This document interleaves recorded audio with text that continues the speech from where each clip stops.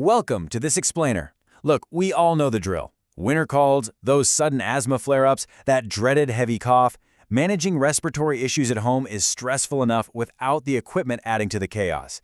Today, we're going to master it with the ultimate home nebulizer survival guide. If you're a parent or caregiver, you already know, is giving your child breathing medicine just a daily struggle? The tears, the frustration, it honestly feels like wrestling a tiny alligator sometimes. But hey, I promise you, by the end of this explainer, you're going to have a solid toolkit to turn those tears into smiles. Okay, let's dive right into this. Here is our roadmap. We'll be covering 1. What a nebulizer actually is, 2. Compressor versus mesh types, 3. How to choose for kids and adults, 4. Convincing your child to take the treatment, and 5. Common mistakes and cleaning protocols. All right, starting right off with Section 1. What is a nebulizer? So, simply put, a nebulizer is a medical device that takes liquid medicine and transforms it into this really fine, inhalable mist. The genius here is actually the delivery mechanism. Instead of swallowing a pill or some syrup that has to work its way through your entire digestive system, this mist travels straight to the lower respiratory tract and lungs. Because it's so direct, it's just a much faster, way more effective method for treating things like asthma, heavy chest congestion, and severe allergies. But here's the core challenge we're all facing: 10 to 20. A standard session takes anywhere from 10 to 20 minutes to deliver the full dose of that medicine. I mean, just think about trying to keep a sick, cranky kid perfectly still with the mask strapped to their face for 20 whole minutes. That is a massive challenge. Let's move to Section 2 and see how this builds: compressor or mesh. So you've got two primary types of devices out there on the market. On one hand, you have the compressor type. This is your traditional workhorse. It's loud, it's highly durable, it plugs right into the wall, and it's built for heavy-duty use. On the other hand, you have the mesh type. This is the highly advanced tech. It's pocket-sized, battery-powered, and practically silent. But, with that advanced technology comes a catch. It's a bit more fragile and definitely needs some careful handling. Let's break this down objectively so you can easily figure out which type aligns best with your lifestyle and, of course, your budget. When it comes to noise, the compressor is pretty high, while the mesh is totally silent. For portability, the compressor is low. It pretty much lives on your tabletop. But the mesh is high. You could literally use it in the backseat of your car. And cost-wise, the compressor is very economic, whereas that sleek mesh tech is definitely going to be more expensive. Moving right along to Section 3, choosing for kids and adults. This is where age really changes the game. Babies and kids have super specific needs. They need silent operation so they aren't terrified by a loud motor, fast delivery, and a soft silicone mask is an absolute must. For babies, that silent battery-powered mesh type, it is a total game changer. Why? Because you can literally give them their treatment while they're fast asleep. Adults, on the other hand, benefit immensely from the high pressure, continuous heavy use, and just the sheer durability of a standard compressor.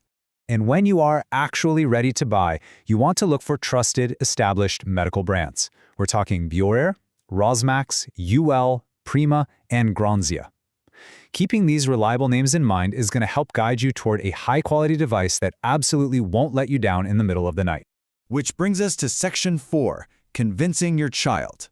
Because let's be real, having the best machine on earth means nothing if your kid just refuses the mask. So the absolute crucial point here is this: convincing your child is more important than forcing them to ensure they inhale the full dose.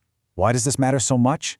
Well, if you force a crying, fighting child into a mask, their breathing gets really rapid and shallow. The medicine literally just sits in the back of their throat instead of being drawn deep down into the lungs where it actually does its job. You have to win their cooperation. So how do we do that? Let's rapid fire some really clever, actionable micro tips to turn what is a scary medical procedure into a fun game.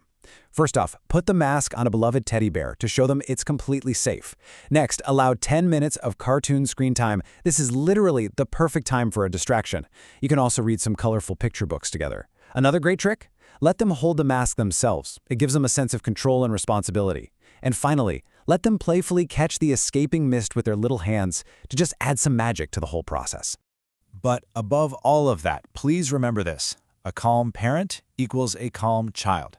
Kids are like sponges. They constantly mirror our emotions. If you approach the nebulizer with stress, anxiety, or this sense of dread, your child is going to immediately absorb that energy and panic. Keep the atmosphere relaxed, keep your voice steady, and your child will totally follow your lead. All right, let's head into our final section, Section 5, Common Mistakes and Cleaning. Are you making these dangerous nebulizer mistakes? We often focus so much on just getting the medicine in that we completely ignore daily habits that could actually be making the respiratory issues worse. And this brilliantly illustrates one of the biggest, most dangerous errors.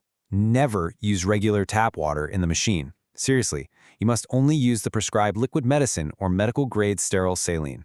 Tap water has minerals and bacteria in it, and turning that into a mist and shooting it directly into delicate lungs, that is incredibly dangerous.